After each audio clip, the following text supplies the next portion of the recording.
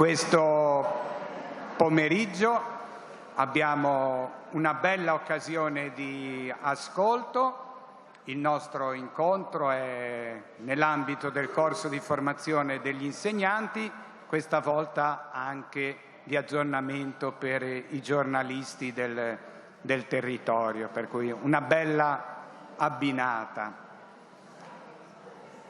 Abbiamo come ospite Silvano Petrosino, che insegna all'Università Cattolica e che nel preparare questo corso abbiamo pensato di invitare soprattutto anche per le sue riflessioni che portano a sposare la filosofia anche con la riflessione sul mondo contemporaneo, ecco, sull'attualità e quali sono anche le domande e le istanze che il mondo di oggi porta. In particolare gli abbiamo chiesto, per la sua formazione, i suoi studi e il suo percorso, di aiutarci un po' sul tema di riconoscere l'altro come un'opportunità. Forse mai come in questi ultimi anni, forse anche mesi, a volte rischiamo che l'altro, il prossimo, come diremmo dal punto di vista cristiano, sia visto come qualcuno che ci prende qualcosa, no? Che ci sottrae qualcosa. Invece nel settore sia della comunicazione che dell'educazione è fondamentale anche riconoscere l'altro come un'opportunità e come una promessa. Per cui ringraziamo Silvano Petrosino, come altre volte lo ascolteremo e poi potremo dialogare con lui. Grazie. No, grazie dell'invito. Io sono sempre, disponibile a queste cose, perché ho un'alta stima, degli insegnanti in generale, ma un'altissima stima degli insegnanti di religione. Il problema però, io nel pensare appunto ad oggi, io vorrei chiarire perché ho questa alta stima. Perché è chiaro che rispondere, per esempio, che l'importanza degli insegnanti di religione è che insegnano religione, detta così, questo non è una risposta. Perché della religione, bene o male, non gliene importa quasi a nessuno e noi non possiamo, io questo lo continuo a dire quando mi capita, noi non possiamo fare affidamento ad una tradizione. Quando il Papa dice che non è un'epoca di cambiamento, ma è un momento di cambiamento d'epoca, dice anche questo. Non si può più fare affidamento ad una tradizione. O meglio, si può fare, ma non ha alcun senso. Tu puoi citare Agostino, puoi citare i padri della Chiesa, non gliene importa niente a nessuno. Io non so se avete questo dato, ve lo do perché è interessante,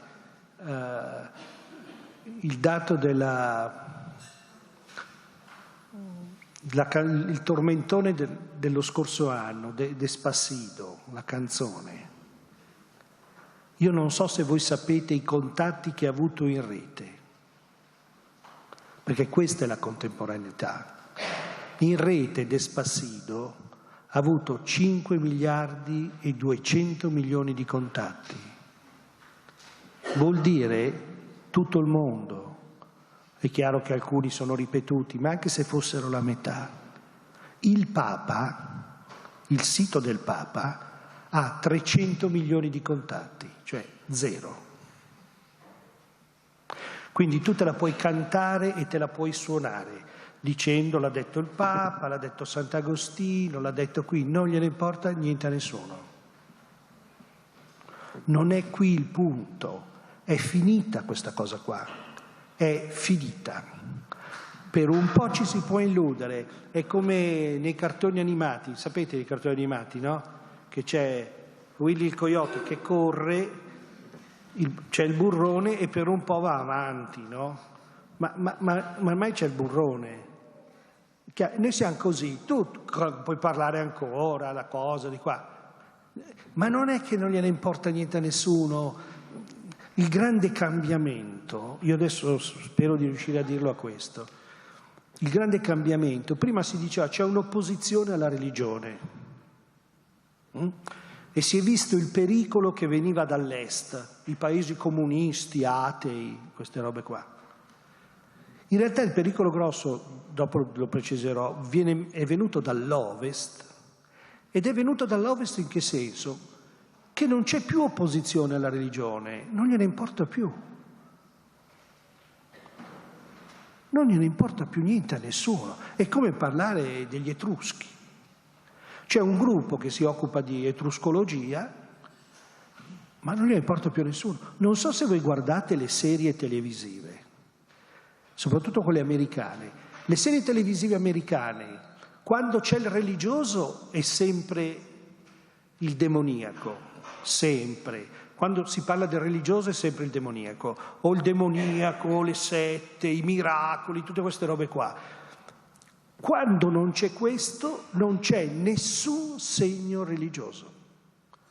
Se voi guardate gli arredi di, non so, Dottor House, Grey's Anatomy, tutte le serie adesso, non c'è alcun riferimento religioso, c'è appeso, non c'è alcun riferimento religioso. Ormai negli alberghi non c'è più nessun riferimento religioso nelle stanze d'albergo, ci sono i dipinti. Ma è questa la questione. Noi se non ci rendiamo conto di questo, è finita. Continuiamo a come Willy il coyote a camminare. Pensiamo che regge, non gliene importa niente a nessuno. A nessuno, diciamo, dell'Occidente, del primo mondo. Infatti le vocazioni dove vengono? Avvengono in Africa, il terzo mondo, da lì vengono. Perché il nostro primo mondo ormai non è antireligioso, non è ateo, semplicemente non gliene importa niente. È come parlare, appunto, gli Etruschi, come si fa la maionese, è uguale. 5 miliardi 200 milioni, 300 milioni. Allora, in questa situazione, perché io insisto, ma non è una pensata geniale, in questa situazione, perché io considero il lavoro degli insegnanti di religione, in genere degli insegnanti e degli insegnanti di religione in particolare, un lavoro di importanza assoluta. Adesso lo dico, perché questo, appunto, se tu non puoi fare più riferimento a una gloriosa tradizione, perché per esempio si potrebbe dire, beh, l'Italia è un paese cattolico, come alcuni dicono, no? L'Italia è un paese cattolico e quindi fa parte della cultura conoscere qualche riferimento, fa parte della cultura. Questo è l'elemento, come potremmo dire, è la concezione archeologica, no? Tu studi storia dell'arte, cioè in Italia, chiaro, studi storia dell'arte, studi religione, fa parte della storia. Questa è l'archeologia, ma non è qui l'interessante, almeno per me non è qui l'interessante. Certo, può essere sempre interessante sapere qualche cosa, quali sono i 7 vizi capitali, può essere interessante per alcuno, ma poi la maggior parte della gente non presta alcuna attenzione a queste cose qua. Allora, permettete, la prendo un pochino larga, ma non larghissima, ma poi stringo. Allora, e dico così, i 2 tratti che caratterizzano l'essere umano, sono 2 i tratti che caratterizzano l'essere umano rispetto agli altri viventi, agli altri esistenti, e sono questi. L'uomo è colui che prende coscienza di essere finito e mortale. Tutto finisce, ma l'uomo ne prende coscienza. E l'uomo non attende di morire per fare esperienza della morte. Ti muoiono i parenti, ti muoiono le cose, finisce un'amicizia, vabbè, sono tante cose. L'uomo fa esperienza dell'essere finito e mortale.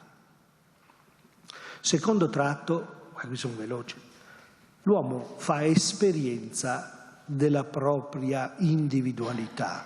Tutto ciò che esiste, esiste individualmente, non ci sono due fiori uguali, due gocce d'acqua uguali, due fagioli uguali, tutto è individualizzato, ma l'uomo prende coscienza di questo. Soltanto che, questo è il punto interessante, nel prendere coscienza che lui è uno, prende anche coscienza che in realtà non sa bene chi è, chi sei. Tu chi sei? Che poi potrebbe assumere un'altra forma. Tu che cosa cerchi? Cosa desideri? Cosa vuoi? Queste domande l'uomo se le è sempre poste, non è di adesso. E in genere la risposta che l'uomo spesso ha dato a queste domande tremende, che pongono appunto l'uomo, per citare Agostino, qui sì, in uno stato di essenziale inquietudine, tu chi sei? Che cosa desideri? Che guardate, tutto questo si ritrova nella domanda di Genesi 3,9, no? Adamo, dove sei? Adamo, dove sei vuol dire che posizione stai assumendo rispetto alla vita? Dove sei? Col tuo cuore, la tua intelligenza, tu adesso dove sei? Per molti la risposta non è difficile, sono nel cellulare, sono il mio marito che è stato licenziato, sono nel mutuo che non riesco a pagare, sono il mio figlio che si droga. Dove sei? Di fronte a questa domanda, chi sei?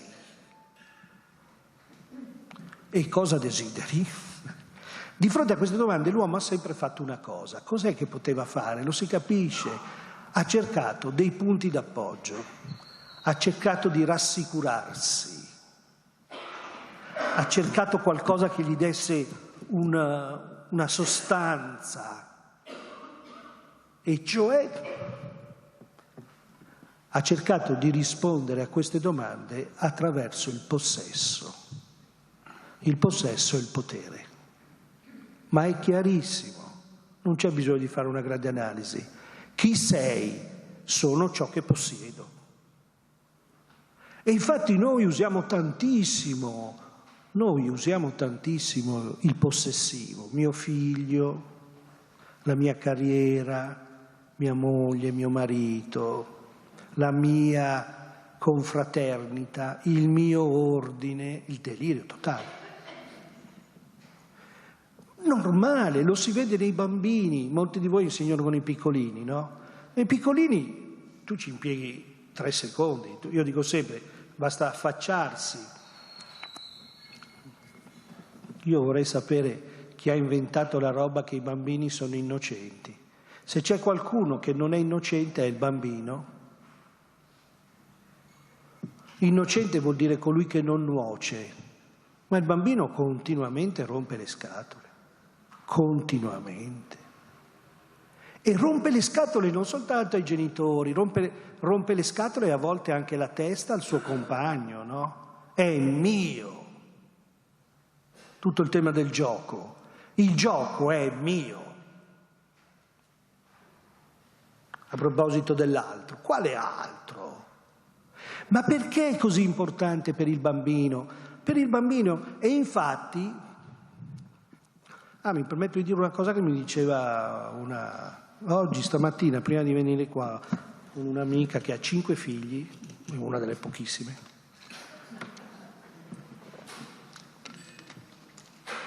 E dice che è in una scuola dove le maestre, non ho osato chiedere se è religiosa, ma potrebbe essere anche religiosa la scuola, dove le maestre hanno questa cosa del tutto in comune. e dice che sua figlia soffre di questo, perché tutto in comune è semplicemente sbagliato. Il tutto in comune, se c'è, è alla fine di un percorso. All'inizio il bambino cerca di costruire la propria identità attraverso il possesso. Ma cavolo, ma non ci vuole nulla per capire. Il mio precede l'io. E anzi, l'io si forma attraverso il mio. Quindi è importantissimo che il gioco è tuo. Certo, ci giochiamo insieme, ma il gioco è tuo. Una mia amica che ha avuto un figlio un po' tardi, cioè ha avuto questo è bellissimo, secondo o terzo figlio, non mi ricordo, un po' tardi, e poi c'è sempre l'imbarazzo, non so perché, quando resti incinta, quando non volevi, no? Poi sono i figli. Allora, questa qui diceva alla figlia, guarda che adesso arriva il fratellino, no, aveva una sola figlia. E giustamente la bambina diceva, ma perché? Non stavamo bene noi? Allora dice così, fratellino, ci giochi insieme. Ma la bambina non sentiva nessuna necessità di giocare insieme ad un'altra, aveva la sua stanza, stava benissimo, era figlia unica. E a un certo momento, tutto vero, a un certo momento la convincono e lei dice, va bene, sì, giochiamo insieme, però mamma, quanto si ferma qui da noi? Giusto. Ma perché sei andato a prenderne un altro? Io non ti bastavo? È seria la questione. Io non ti bastavo.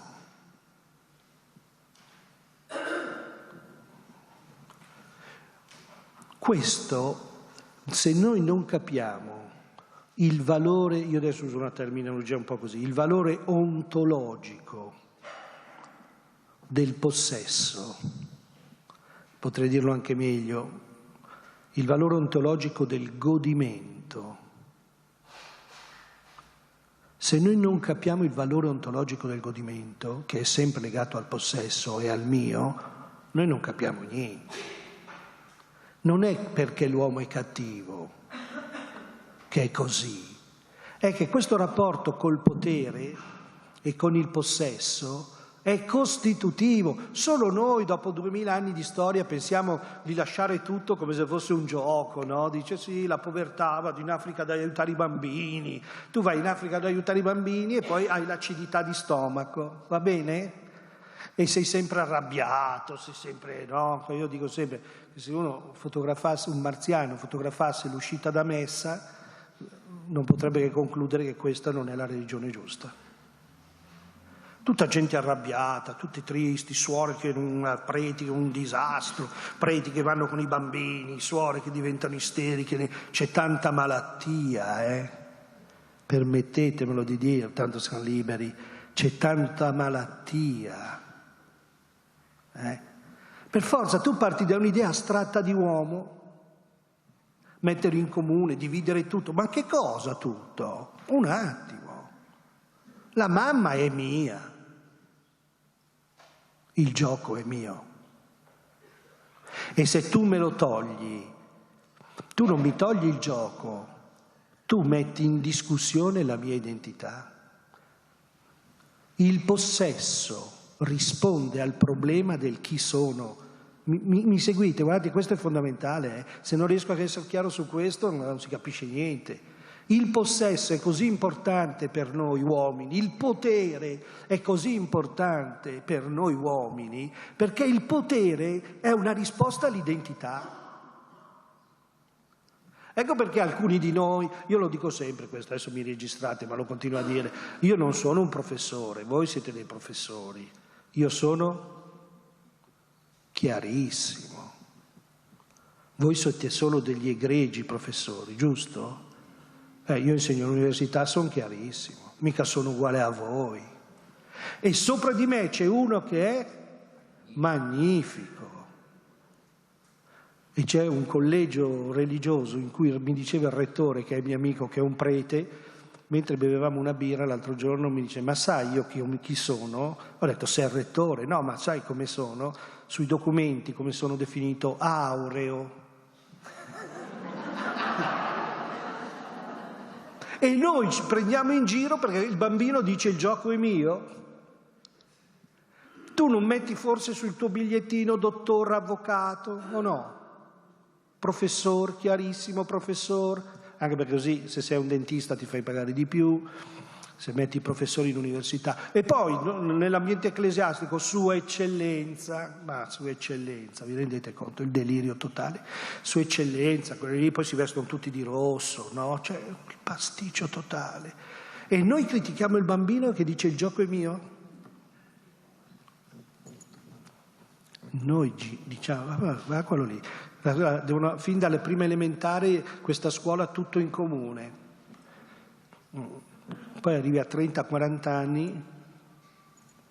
Allora, il passaggio dal possesso è inevitabile e costitutivo. Il narcisismo è un passaggio inevitabile e costitutivo. Non è nulla di male, appartiene all'evoluzione.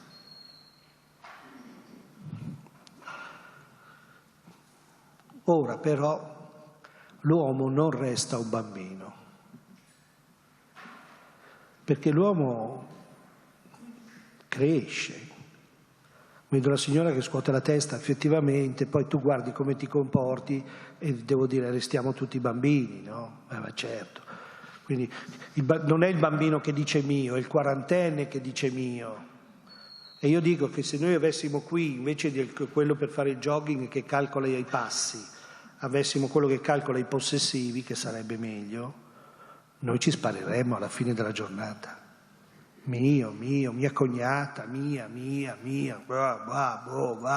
altro che altro. Questo c'è sempre stato. Non c'è problema, è sempre stato così. E non a caso tutta una linea sapienziale, dico io, religiosa sapienziale, con la testa, ha capito che qui nel potere e nel possesso c'è qualcosa che non va. Che lì c'è qualcosa che non va. Che lì c'è una tentazione relativa all'identità del soggetto. Non so se è chiaro. Che nel possesso ne va dell'identità, cioè ne va della domanda: chi sei? L'ha sempre saputo. E infatti hanno messo in gioco queste grandi tradizioni, hanno messo in gioco delle carte, no? Liberati dalle cose, tutto il tema della povertà in questo senso.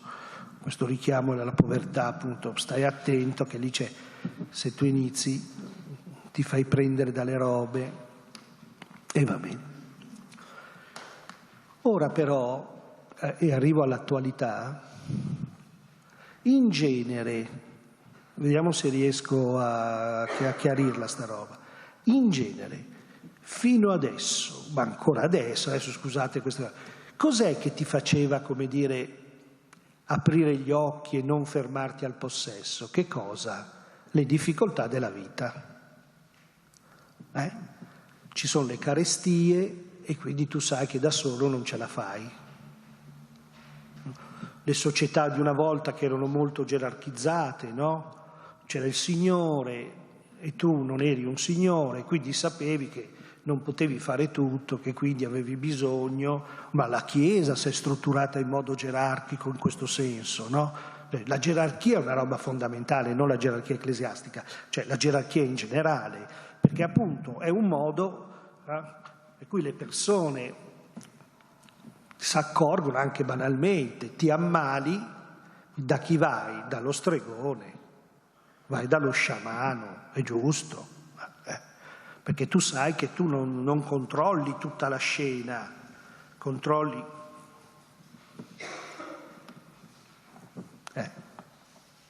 le guerre, devi far parte di un esercito, devi far parte di un gruppo, se sei da solo sei finito. Ora, cos'è che sta cambiando? Cos'è che sta cambiando? Soprattutto nell'Ovest, e quindi noi. Cos'è che sta cambiando? Sta cambiando l'idea, si sta emergendo l'idea di un uomo che pensa, si illude, di potercela fare da solo. Cioè, quel mio sta diventando... Soltanto che mentre una volta si diceva, vedrai, ma poi vedrai, ti accorgerai che tu non ce la fai da solo, adesso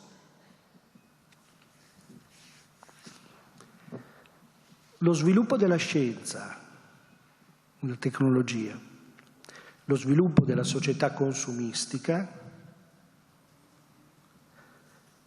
a livello educativo, percettivo, fa passare l'idea che tu ce la puoi fare da solo.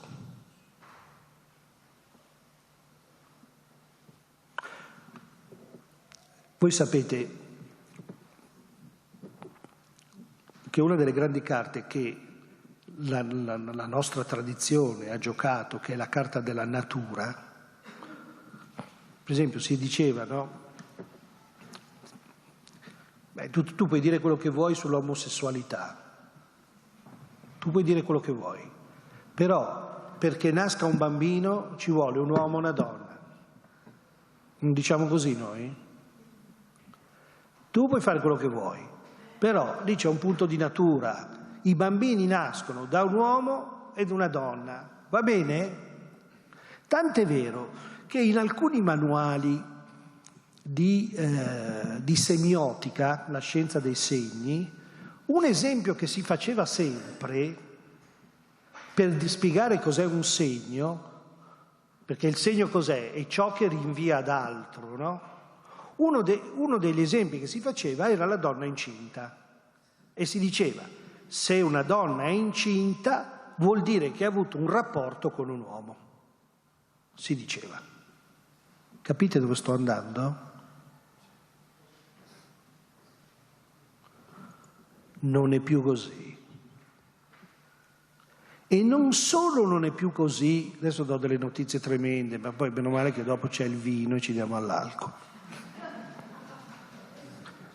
E non solo perché, qui adesso la dico perché mi prendo delle piccole vendette, che è sempre meglio di niente, che non solo perché ci può essere generazione senza sesso, chiaro? Perché tu dici, voglio avere un figlio, ma per un figlio ci vuole un uomo. Prima di tutto non se ne trovano più. Poi, l'uomo, bisogna star lì, anche una donna, guarda, bisogna star lì, è lunga la cosa. Poi, non avviene sempre. Siamo tutti stanchi, si suda. È anche un po' imbarazzante, diciamo la verità, cioè tu hai un'ora di intervallo al lavoro, prendi l'appuntamento col medico, meraviglioso, scegli il seme, ti fai fecondare, bella, pulita, senza gemiti, senza forzature, senza sudore, senza germi, ci sono i germi, scegli, metti lì, poi ti bevi l'apero, bellissimo, con le olive, e sei incinta. È tutta sta storia, un uomo, poi magari poi la donna è ancora più, poi bisogna regalargli i fiori, cioè.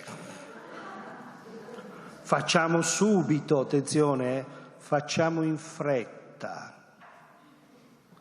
Figuriamoci se per avere un figlio io devo aspettare la relazione con un uomo e con una donna, ma sei matto, complicatissimo.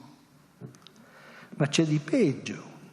No, dove sta la mia vendetta? La mia vendetta sta qui, che a furia di criminalizzare il sesso, la società di oggi dice hai ragione, eliminiamolo. Non so se è chiaro.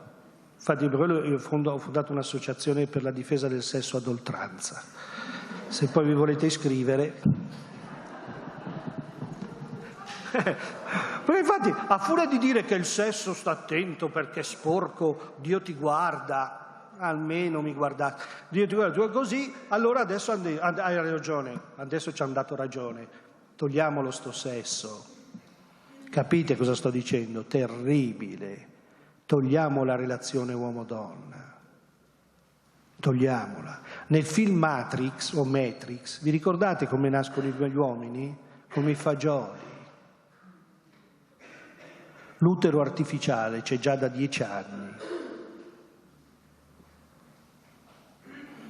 Ma questo è niente rispetto a quello che stanno facendo.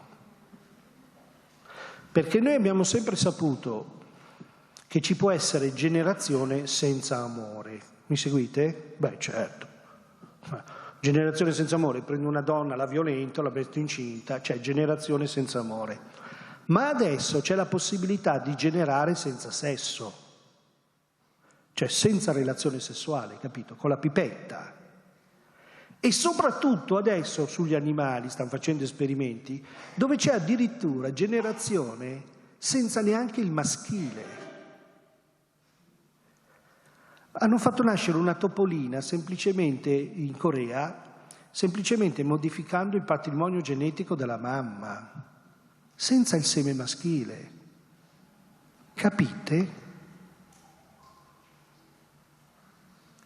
Quello che per noi una volta era impossibile, la tecnologia oggi lo sta facendo diventare possibile, abbastanza possibile. E anche per esempio in rete, la rete è questa, la rete, una volta tu andavi dal medico, adesso cosa facciamo tutti noi? Vai prima e ti informi, no? E anzi questo è un grosso problema per i medici, che hanno dei pazienti con un presapere che spesso è sballato, ma è tutto un problema così. E dici, ma lo faccio da solo, vado lì, metto i sintomi, vedo, faccio le domande, capisco, non ho bisogno, tutta sta menata, scusate, questa menata degli anziani, gli anziani sono la memoria, gli anziani sono pallosissimi, primo. Secondo, sono la memoria di che cosa? Io vado sul computer e trovo tutto, ma tuo nonno ti racconta, appunto, mi racconta. C'è tutto il rapporto tra le generazioni, sto dicendo in modo scherzoso una roba serissima, tutto il rapporto tra le generazioni, dice ma qual è il rapporto delle generazioni? C'è Wikipedia. Questo è l'oggi. Non parliamo poi se si può andare avanti, per esempio, e adesso infatti stiamo andando abbastanza avanti. Un'altra mossa, mi ricordo una volta in televisione, c'era un omosessuale e c'era un cattolico. E il cattolico diceva, questa cosa qua diceva appunto, sì, però tu per generare hai bisogno di una donna. E lui giustamente rispose per il momento, l'omosessuale. Perché adesso cosa prendi? Prendi l'ovolo di una, metti il seme dell'altra, lo metti nella mamma di 60 anni, la mamma diventa la madre del figlio del figlio. Cioè, teoricamente, fino ad arrivare all'estrema questione, che è la questione della fine vita. Ma ormai noi ci arriveremo, la fine vita, prima o poi si arriva.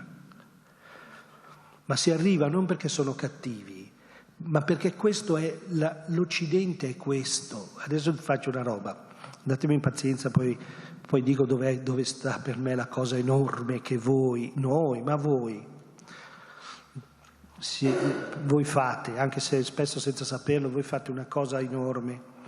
Allora, io non parlo quasi mai, non sono sul tema del genere, del gender, che è un disastro, perché non si può parlare di questa roba qua, vabbè. Però sono andato una volta a Milano, non c'era nessuno, che poi non ne frega niente a nessuno.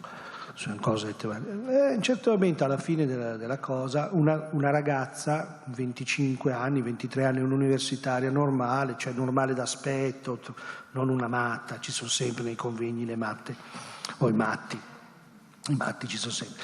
Allora questa ragazza mi diceva, attenzione che è molto interessante, diceva: professore, lei però è un po' rigido, perché lei, che sarei io, mi vuole impedire di vivere la mia sessualità, attenzione, a un certo momento come eterosessuale, un altro momento come omosessuale, un altro momento come transessuale e un altro momento come asessuale. Non so se è chiaro. Cosa c'è di interessante in questa cosa? Beh, prima di tutto c'è una risposta semplice, che è questa: ti piacerebbe, perché la sessualità non è una cosa che tu schiacci, no? Cioè non è che tu dici fino al 30 settembre sono etero, dall'1 omo, capite? No, è impossibile. Però cosa faceva la ragazza? Perché è interessante la posizione, lei diceva senza violenza, non è che io faccio violenza, rispettando l'altro, perché i gay non si rispettano, e certo si vogliono bene, si rispettano, dov'è il problema? Ma qual è la questione? Che lei applicava ad una dimensione dell'umano, come il sentimento, come la sessualità, il criterio del supermercato. Il supermercato che cos'è? C'è qualcuno di voi che si interroga quando trova la fragola a dicembre? Uno dice: ma che domande fa, professore? C'è la fragola a dicembre, io me la mangio. Ho preso un pesce tempo fa alla PAM, lì, scusa, faccio pubblicità alla PAM, ho guardato, era stato pescato il giorno prima in Sudafrica, cioè un giorno ci è impiegato, cioè zero. Che cos'è il supermercato? Il supermercato è sempre, tutto, ora. Cos'è il supermercato? Sempre. Penso anche qui a Milano ormai sono aperti tutti 24 ore su 24, sono aperti a Pasqua, a Natale, ma cosa ce ne importa che è Natale, che è Pasqua? Tu sei cattolico, stai a casa. Sempre, tutto, ora, immediatamente. Dalle stelle alle stalle, tutto quello che vi ho detto finora lo possiamo riassumere in 2 slogan pubblicitari. Life is now, tutto intorno a te. Punto. Noi siamo qua dentro, I bambini, le persone semplici, quelli che non vanno a scuola, gli anziani, tutti noi siamo dentro in Life is Now. E infatti cosa facciamo noi? Tu mandi adesso spero non voi, perché sennò mi sparo. Mandi il cellulare, mandi la cosa e dici: ti ho mandato un messaggio 5 minuti fa, come mai non mi hai risposto? Che è il bambino che dice: ma scusa, tu non sei a mia disposizione? Non so se è chiaro. Tu pretendi che l'altro ti risponda. Una volta, io ho 2 figli adesso grandi, e c'era quella bella esperienza di tutti quelli che hanno figli, il vomito. Letto a castello, vomita quello sopra, a cascata, una meraviglia, di notte. Qui tu ti alzi, mia moglie pulisci, via dicendo. A un certo momento il piccolino, adesso ha 32 anni, più alto di me, il piccolino a un certo momento sotto si è alzato, è una meraviglia, e ha detto: ma a me chi mi cura? Bellissimo, no? E scusate, ed io? Tutto intorno a me. Tutto intorno a me. Life is now. E a volte questo lo diciamo anche noi, no? Cogli l'attimo. Io quando sento cogli l'attimo, Orazio, io allora me la vedo la scena, aspetta, no? Orazio era rotondetto, un uomo non bellissimo, però con questa poesia meravigliosa. La poesia è intitolata Leucone, che sembra un essere femminile mitizzato, ma io me la immagino di 18 anni. E Orazio dice: Leucone, lascia perdere i calcoli babilonesi, non vedi che l'inverno già si approssima? Bevi, sii contenta, cogli l'attimo. Mi seguite? Sono qua, che è Vasco, Vasco, terribile Vasco. È sabato sera, c'è l'atmosfera.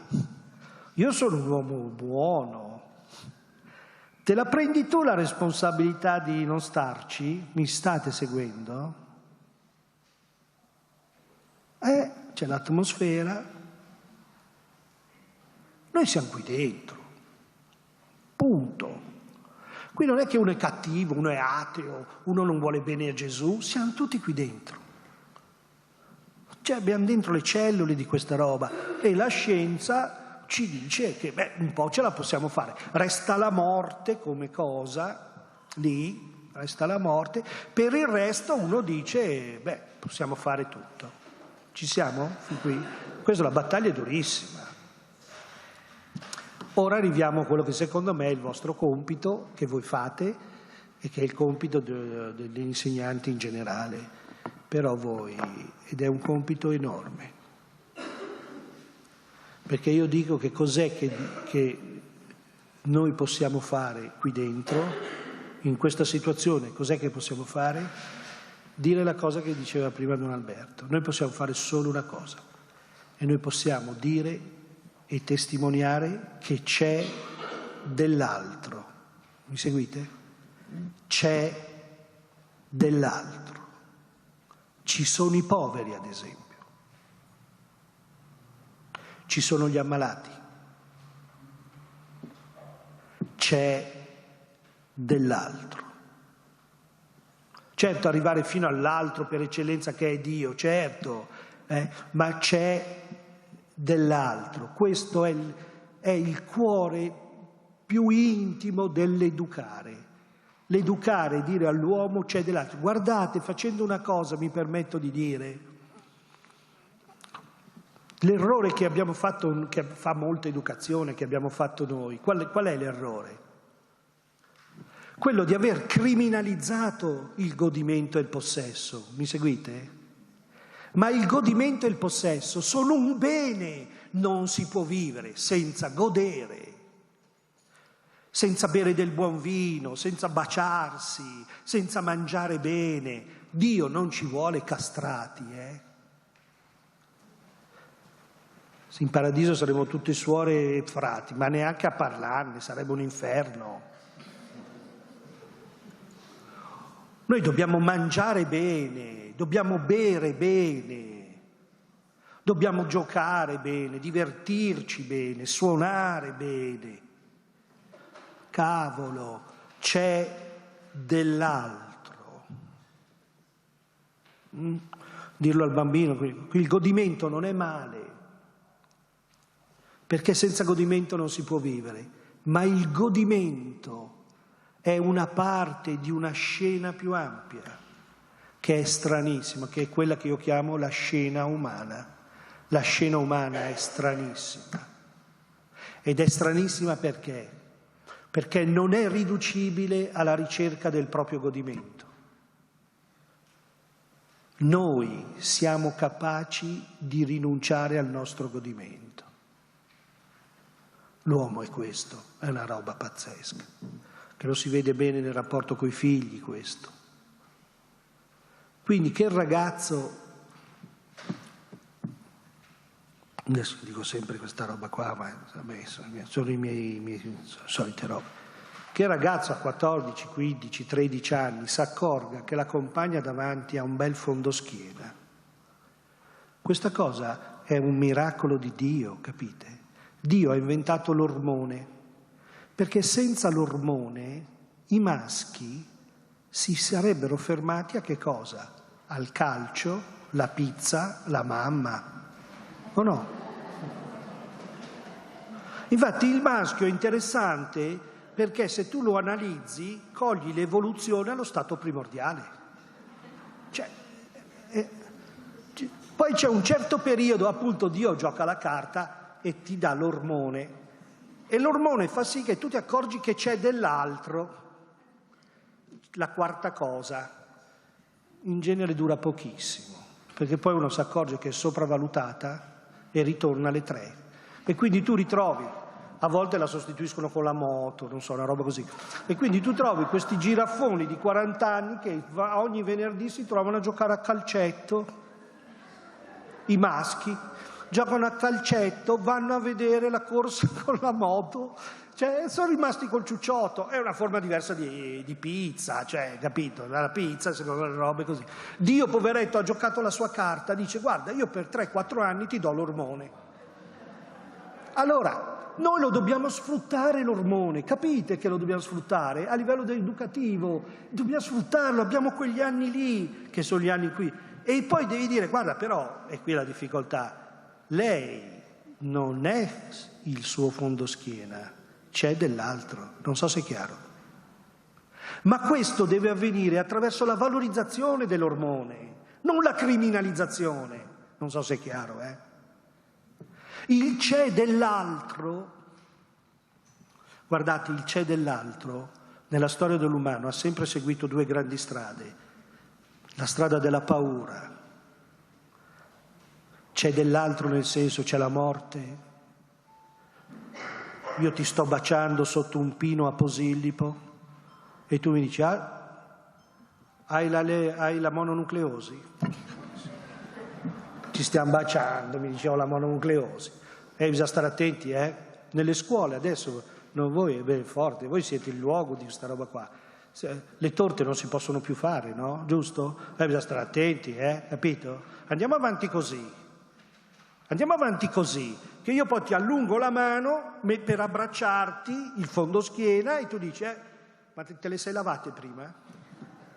Senti, lasciamo perdere e mi do il nebbiolo, il vino. Che almeno sono tranquillo e non se ne parla più. La pizza col nebbiolo, il massimo. Dio, poveretto, ha giocato la carta dell'ormone, cioè del godimento, e un ragazzo si appassiona ad una cosa, bellissimo, un ragazzo si appassiona ad una cosa, gli piace una materia, una roba, e tu cosa fai? Devi dire: no, sta attento, devi dire: fai bene, però poi guarda, c'è dell'altro, c'è il tuo compagno, ad esempio, c'è il tuo compagno. Io dico sempre, capite, per esempio, vi dico sempre, è chiaro che tu arrivi a casa alle 2 di pomeriggio, all'1, hai una fame bestiale, giusto? Tua mamma ti ha preparato da mangiare, tu cosa fai? Ti fiondi sul mangiare, giusto? Ecco, adesso vi faccio una domanda che faccio sempre, però queste dopo le ripeto sempre, se poi le cancello questa cosa qua. Adesso dico la superiorità del sud rispetto al nord. Infatti la filosofia nasce al sud, cioè nasce dove c'è l'ozio, non dove c'è il negozio. È l'ozium che genera, perché è chiaro, fa un caldo bestiale e quelli lì dicono: cosa facciamo? Ma pensiamo, che cos'è l'essere? Così che era dalla filosofia. No, così facciamo un caldo a Elea, no? Faceva caldo, Parmenide, faceva caldo, cos'è che fai? Niente, mangi i fichi e ti interroghi sull'essere, no? Invece al nord c'è il negozium, ma a furia di fare il negozium, poi a furia, se uno si concentra a non pensare, alla fine ci riesce. E infatti voi, posso dire voi, e al nord cosa si dice prima di mangiare? Dai, buon appetito, i barbari dicono così.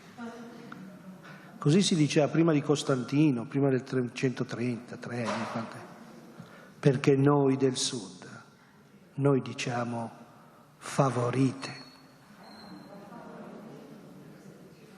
Questo è l'umano. Metto fra me il cibo l'altro, non so se è chiaro.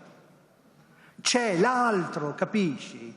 Tu stai mangiando con una fame bestiale, stai mangiando e c'è l'altro. Ero con mia moglie a Milano, in un ristorante abbastanza bello, e mi stavo mangiando un filetto 26 euro, una squisitezza. Ma eravamo che c'era la finestra sulla strada e c'è stato un genio, quello delle rose, che si è fermato lì con la rosa, fermo, immobile. E io facevo finta di non vederlo, ma c'è l'altro. E io mangiavo sto filetto 26 euro, quindi prendevo un pezzo, un boccone, 4 euro. Un altro boccone, 4 euro, e siamo solo a 8. E quello lì fuori, con la rosa, 1 euro. Mi seguite? Come fai a mangiare il filetto da 26 euro senza pensare che c'è l'altro? Infatti poi sono uscito, gli ho dato 5 euro per pulirmi la coscienza, cioè per digerire soprattutto, perché sennò ti si mi resta bloccata qua. Invece, capite? C'è dell'altro, ma questo è meraviglioso, c'è dell'altro, l'arte c'è dell'altro. E quindi io dico sempre alle mamme, a tutti, che al ragazzo bisogna dire che prima di mangiare bisogna fare un segno della croce. E se non ci credi, devi fare quel segno della croce che è dire grazie mamma, o grazie chi te l'ha preparato. C'è dell'altro, non sei solo tu e il tuo appetito, c'è dell'altro. Quella ragazza lì è un essere umano, non è il suo fondoschiena. Non è il suo fondoschiena, non è riducibile al suo fondoschiena, impressionante, C'è dell'altro. Perché che è un disastro, c'è dell'altro, devo dire la verità. Perché se c'è solo il fondoschiena ho qualche speranza, ma se c'è dell'altro non ho nessuna certezza, è chiaro? Per esempio devo ascoltare, ma vi rendete conto? Non devo solo mandare i messaggini, devo anche ascoltare. C'è dell'altro che vuol dire che devo ascoltare, no? Ora, io penso che però tutta la partita sia qua, ed è una partita enorme che fa la scuola e in modo particolare voi. E guardate che potete fare delle cose commoventi, perché il Vangelo, la Bibbia, il Vangelo è tutta questa roba qua, è tutto questo, è tutto il richiamo di un uomo, quest'uomo che vuole chiudere, no? Finisco con questo, anche cosa, una cosa che dico sempre. L'uomo cosa vuol fare? Ma è giusto, non è perché siamo cattivi, cosa vuol fare? Vuol possedere il fondoschiena. Dov'è il problema? Perché è brutto dire ti voglio portare a letto? Dov'è il male qua? Il male inizia quando dico ti voglio portare a letto ad ogni costo, non so se è chiaro.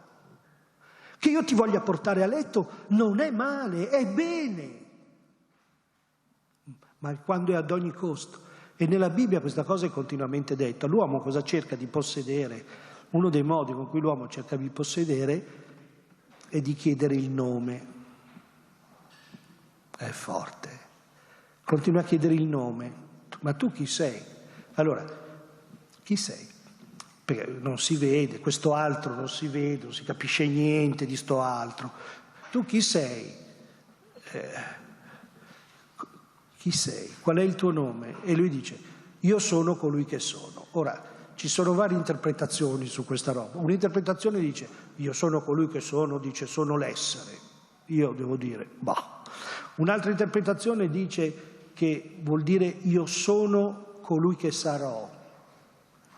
Cioè, io dimostrerò quello che sono nella storia, la storia della salvezza. Io do un'altra interpretazione, ma vabbè, ma la mia non ha valore, che voglia dire fatti miei. Io sono colui che sono vuol dire fatti miei. Voi capite, se per ipotesi lui avesse detto io mi chiamo Mario, noi avremmo chiamato Mario tutto, capite? Mario, Mario, Mario, Mario, il nome come possesso. E il Dio biblico continua a dire: lascia perdere, sono io che ti cambio il nome, Giacobbe, nello Yadok. No, non te lo dico io. E poi fra l'altro lì nello Yadok è bellissima, perché poi dice: hai combattuto e hai vinto. Che cosa ha vinto? Non si capisce niente, perché lui è sempre lì con i piedi nell'acqua, non ha passato. E poi questo personaggio strano dice: guarda, e io allora adesso ti lascio un segno. Beh, uno dice: beh, la coppa, una scatola di cioccolatini, una medaglia. No, ti slogo l'anca. Ma siamo scemi? Però anche qui questo ti slogo l'anca è un modo di dire, penso io: ti do qualcosa che ti ricorderà sempre, non nella forma del possesso. Mi seguite? Non nella forma del possesso. Perché se avesse dato una medaglia, tu avresti trasformato quella medaglia nell'amuleto per eccellenza, no? E invece trasformare la slogatura dell'anca in un amuleto è abbastanza complicato. Bellissimo. È un'orgia, eh? Una volta un prete, alla fine di una roba di questo tipo, venne e mi disse: bello professore, lei come parla bene, bene. Sa che a me non riesce a appassionare i ragazzi con il Vangelo? Io l'ho pensato subito: beh, sparati. Prendi una macina, come dice il Vangelo, e ti butti. Perché se tu non riesci ad appassionare i ragazzi con il Vangelo, l'insegnante di ragioneria cosa fa? Cioè, devi proprio essere uno proprio che ti impegni a non capire, un castrato sublime per aprire il Vangelo e non affascinarti. Devi essere un castrato raffinato, oppure una di voi che fa della frigidità il proprio desiderio, no? Cioè devi essere frigida, forte, per non eccitarti leggendo il Vangelo. Anzi, bisognerebbe essere cauti, perché non finiresti mai di leggerlo. Quindi voi avete un compito, perché mi raccomando, io di poche cose sono sicuro, ma di una certo, che se Dio esiste ci vuole uomini non castrati. Ci vuole uomini che vivono, belli, che ridono, che mangiano, che toccano, come faceva Gesù peraltro. Non dei castrati, non dei frigidi, non dei paurosi, non dei timorosi. E noi lo possiamo fare, noi abbiamo lezione, c'è dell'altro. Grazie.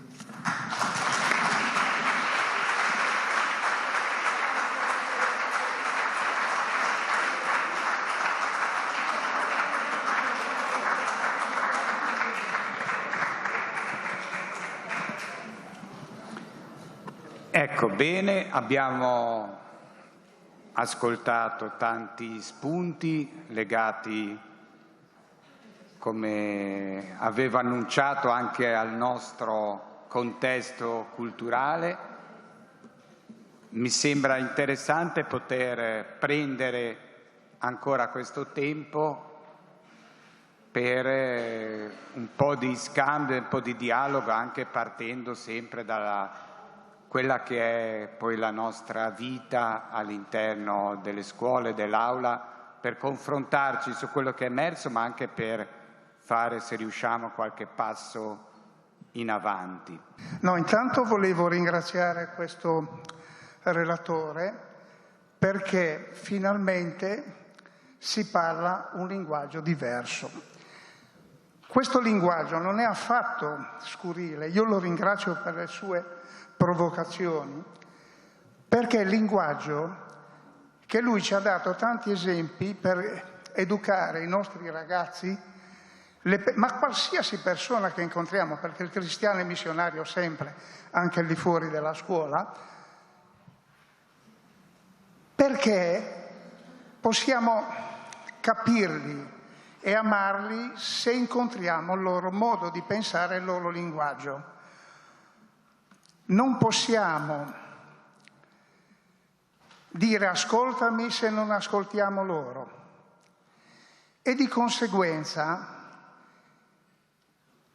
ve la dico un po' forte nella scia sua, ma Cristo può andare in discoteca? Sì, perché c'è modo e modo di andarci. Sì, perché c'è modo e modo di interpretare i social. Sì, perché c'è modo e modo di approcciarsi alla sessualità. E io non ci ho visto niente di male. Lui ci ha provocato per stimolarci a una risposta, perché da medico il mio approccio all'insegnamento della religione cattolica è potuto avvenire soltanto in età adulta, perché prima, facendo il medico, non avevo il tempo di potermici dedicare materialmente. Ora da pensionato lo posso fare. E bisogna capire il linguaggio. Il primo compito dell'educatore, educere, e correggetemi se sbaglio, è quello di tirare fuori, lo sappiamo tutti. E se dobbiamo tirare fuori la verità. Cristo è via, verità e vita. Non è una barzelletta, un'invenzione, una filosofia. Il cristianesimo è l'incontro con un uomo, con una persona. Grazie.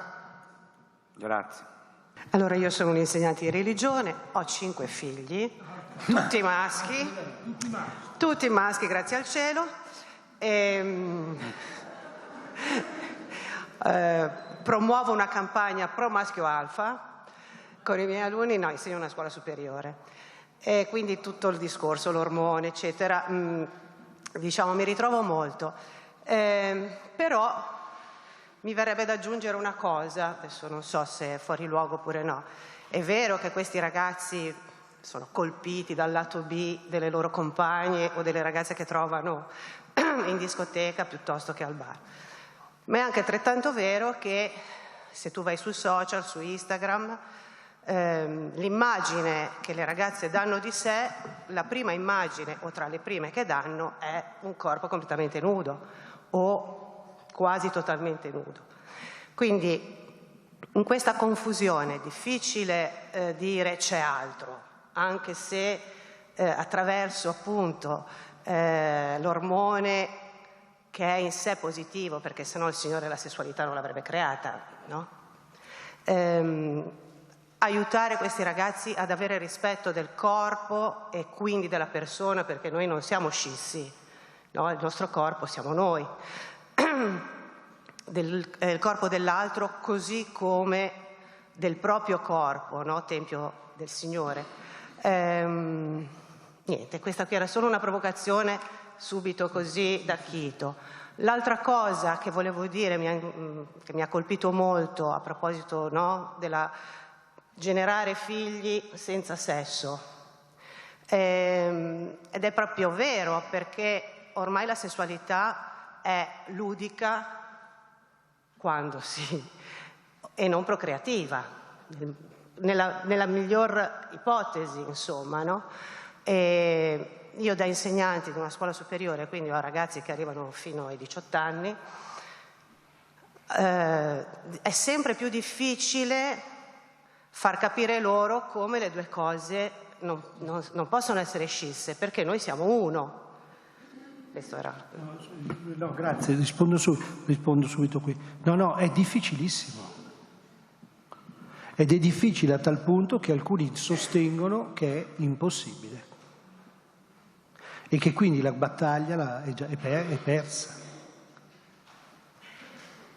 Ma è difficilissimo. Ma è difficilissimo perché? Perché tutto va in altro luogo, all'opposto. Cioè tutto va all'opposto. Adesso rispondo sulla questione.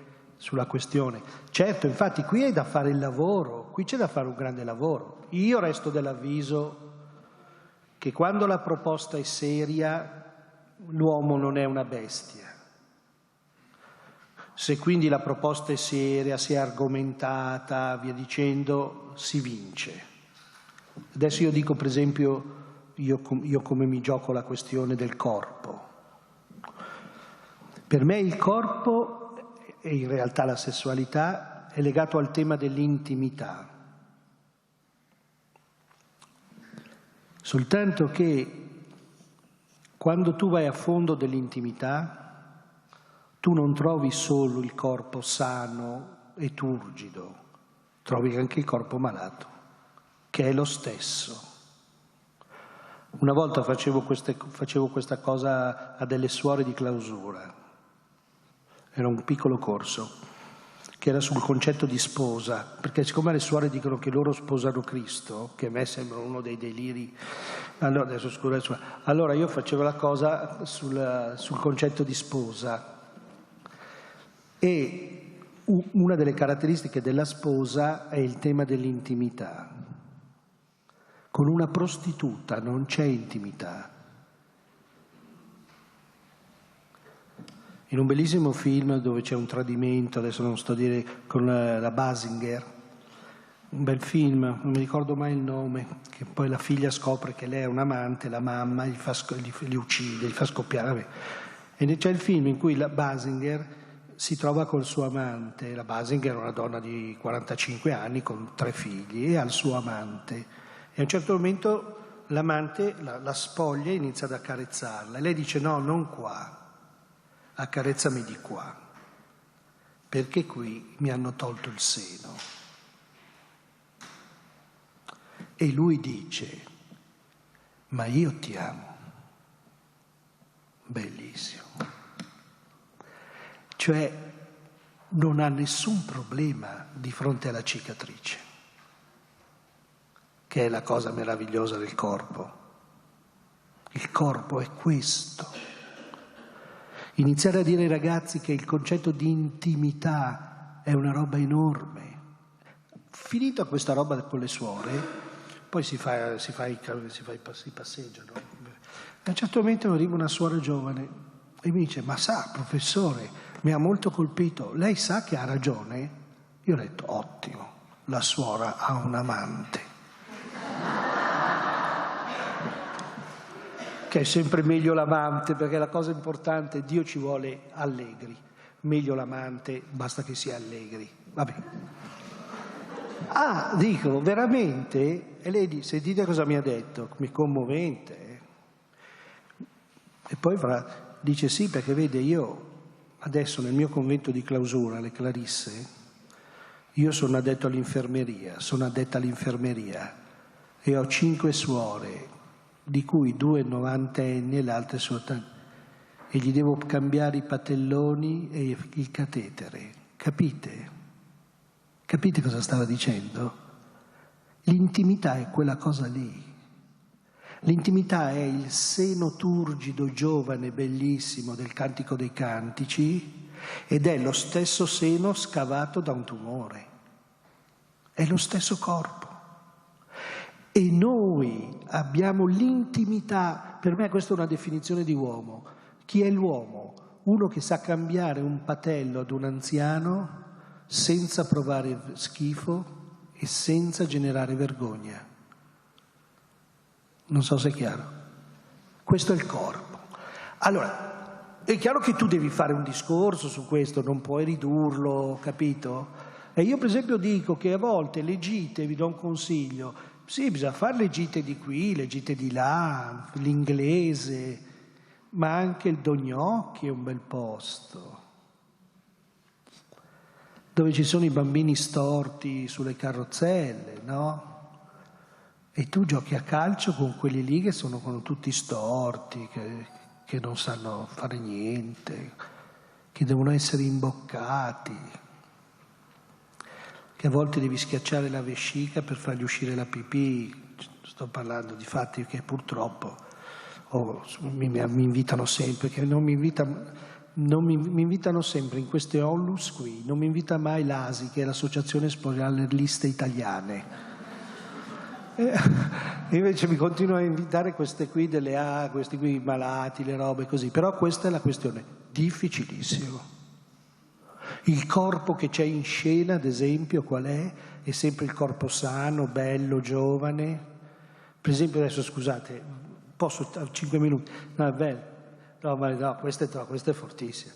Voi avete visto come viene rappresentata la sessualità al cinema? Viene sempre rappresentata così, che io ti prendo sul tavolo, non so perché, poi in genere il tavolo, le lavatrici, cioè i posti sempre scomodissimi. Io ti prendo è sempre così, L'uomo prende la donna sul tavolo, gli strappa reggiseno e slip, una pratica dal costo altissimo. Perché una dice, ma scusa, me le tolgo le mutande, aspetta. No, invece lì te le strappo così. Vabbè, questo niente. Dopo cosa succede? Che dopo, durante l'amplesso, ci sono i fuochi d'artificio, no? Adesso vi libero da un problema, parlo di me. Cioè, tutto, sempre che funziona tutto, funziona bello, altro che orgasmi plurimi, di più. Tu pensi alla tua vita e dici, sono un fallito. Che disastro che sono. Capito? Voi sapete chi è che fa uso di Viagra? Sono i giovani. Che è tutto il tema della prestazione. Noi a furia di educarli con l'eccellenza, noi a furia di dire con l'eccellenza, che è la parola più oscena che esiste al mondo, fra l'altro tutta la nostra fede è l'opposto. O Dio si è sbagliato, che può essere? L'orfano, la vedova, il povero, lo straniero, cioè gli sfigati? Dio dice amare me vuol dire amare gli sfigati? E il mondo d'oggi dice l'opposto, l'eccellenza, no? E l'eccellenza è a tutti i livelli. È l'eccellenza a livello sessuale, è a livello dello sport. Hanno fatto un grande incontro a Roma dei Giochi Paraolimpici, tutti quelli, no?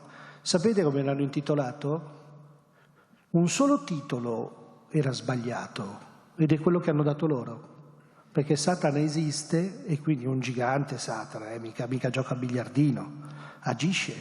L'hanno intitolata I limiti non esistono. Tu ti spari. L'umano si costituisce come uomo attraverso l'esperienza del limite, del fallimento e del tradimento, dell'esperienza della... No, o no? Non è così per noi? Ora, rispetto a questo ha ragione, difficilissimo. E qui ha ragione anche nel dire non sono ragazzi, ragazze, cioè qui è tutto, tutto. Però noi, cavolo, noi siamo, ci dobbiamo far venire delle idee, forza ragazzi, facciamoci venire delle idee, delle robe, possiamo fare delle cose bellissime. Certo, bisogna un attimo pensarci, mettersi a vedere, tu cosa dici, tu cosa fai. Abbiamo queste ore, questo periodo. Io per esempio dico l'università è l'ultimo periodo. Io me la gioco nelle ultime, in un corso ed è finita lì. Perché dopo la vita è diversa. Sapete che i ragazzi oggi in università non fanno niente se non hanno un credito? Se non hanno i crediti, sapete i crediti, no? Se io lo invito a vedere una mostra o al cinema e non gli metto i crediti, loro non vengono. Io infatti non glieli metto. Però non vengono. Già all'università sono già fatti. All'università sono già fatti. È durissima, è durissima. Tu hai 5 miliardi e 200 milioni, 300 milioni. Questa è la scena. Noi siamo qua dentro. Però, a differenza di quello lì che dice dobbiamo fare come Benedetto, l'americano del cavolo, non Benedetto, l'opzione Benedetto, non Benedetto XVI, l'opzione Benedetto dice lui, l'avete sentita? L'opzione Benedetto è di chiamarsi fuori dal mondo, perché ormai il mondo è corrotto, noi ci chiamiamo fuori dal mondo. Ma la vicenda di Gesù è esattamente l'opposta. Avete mai riflettuto sulla differenza tra Gesù e Giovanni? Giovanni è nel deserto, Gesù è nella città. E ciò che spinge Gesù ad andare a Gerusalemme è la decapitazione di Giovanni. E dice, ora è il mio momento e devo andare in città però, non nel deserto. Cavolo, è tutto scritto, basta leggere, però dura. Abbiamo ancora un po' di tempo.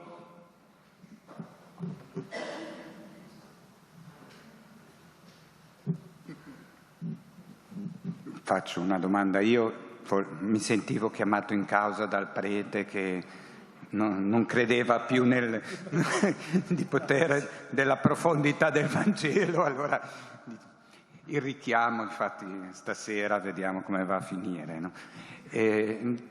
E dicevo, come mai, ecco, siamo arrivati anche, diciamo, all'interno delle comunità cristiane, anche nella grande tradizione, diciamo, anche se la tradizione non conta più, delle scuole, diciamo, e degli insegnanti, a non credere più nella profondità e nella sapienza o nel sapore del Vangelo.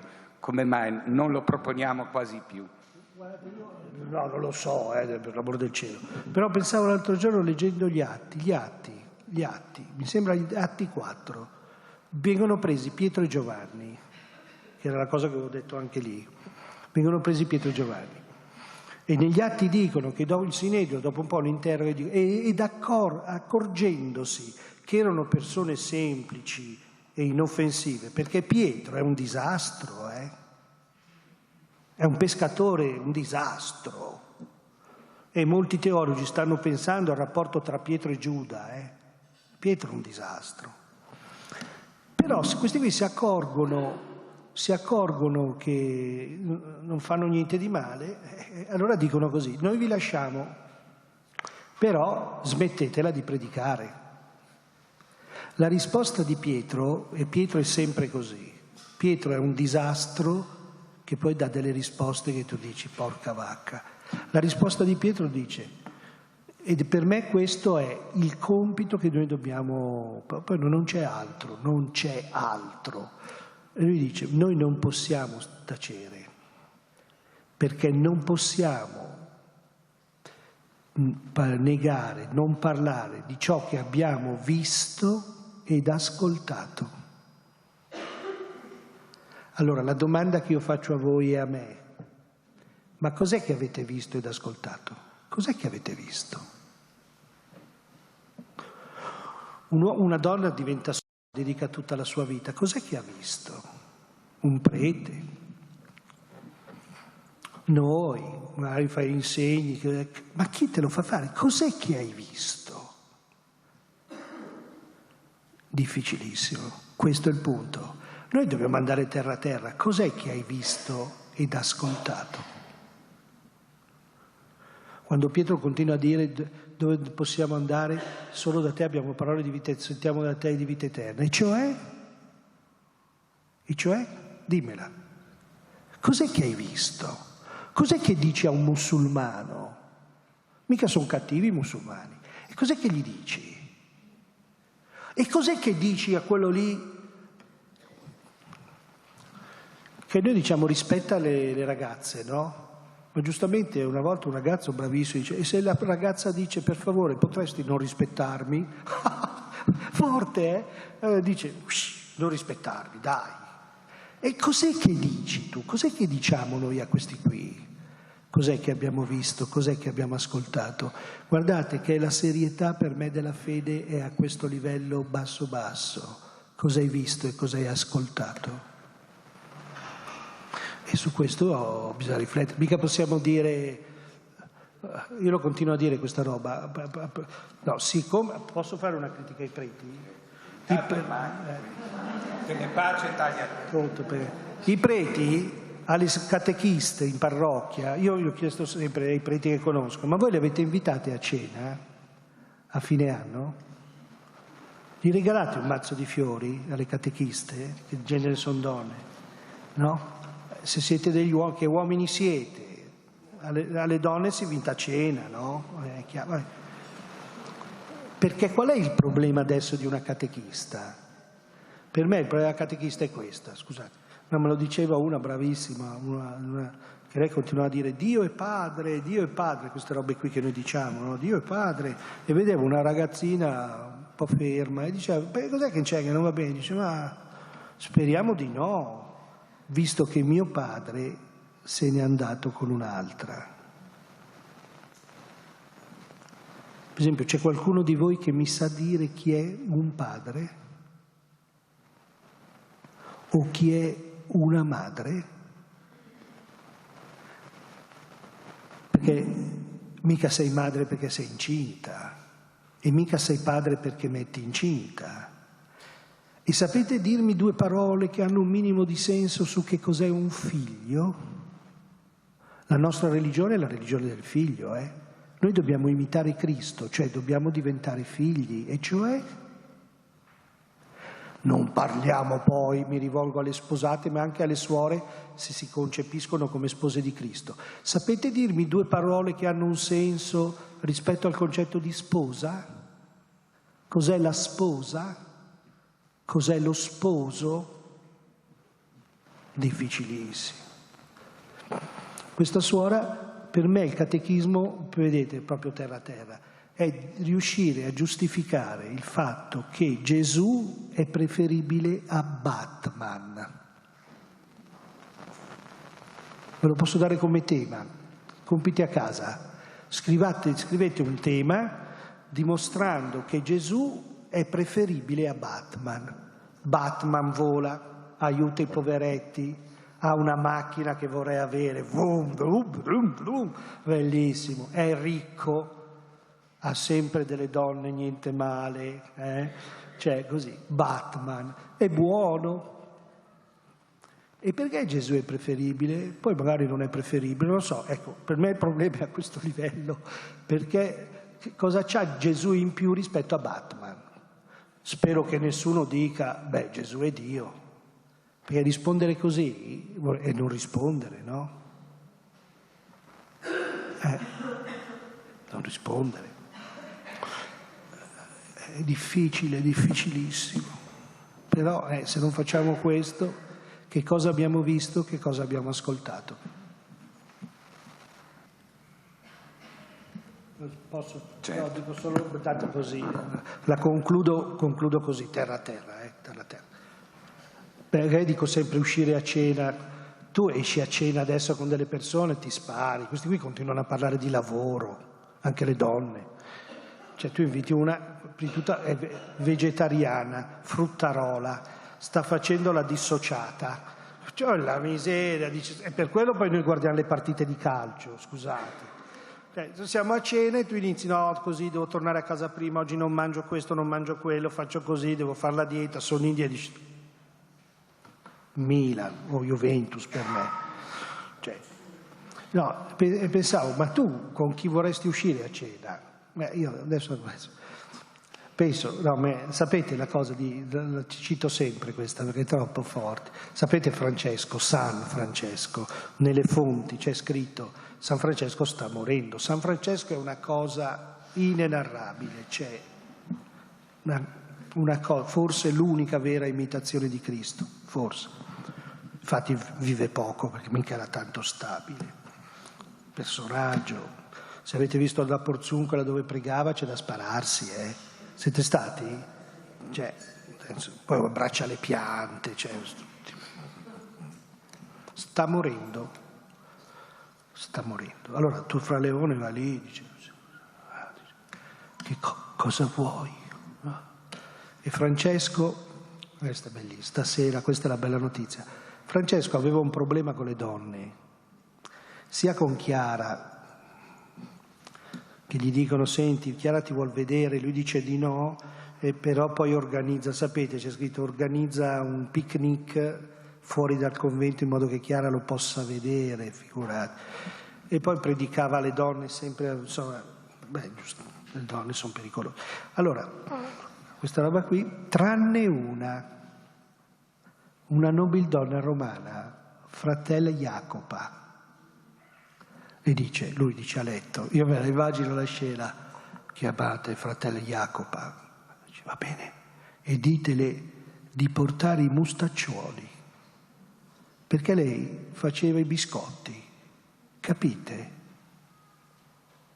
Un uomo così, tu ci vai a cena, c'è uno che dice, no, vedo la Madonna, vedo gli angeli, giustamente Francesco dice, questa qui fratello Jacopo fa benissimo i mustaccioli, non c'è nessuna garanzia che lì ci siano